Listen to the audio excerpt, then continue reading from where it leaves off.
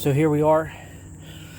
I actually had to get a little pry bar in, and you got to keep at that. Oh crap! You know what?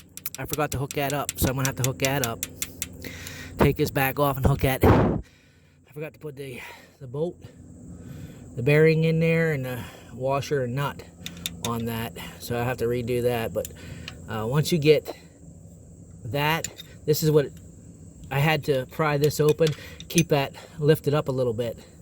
You might have to work it a little bit and work these pads with a little pry bar persuasion and try to get that in there. And then there's that though.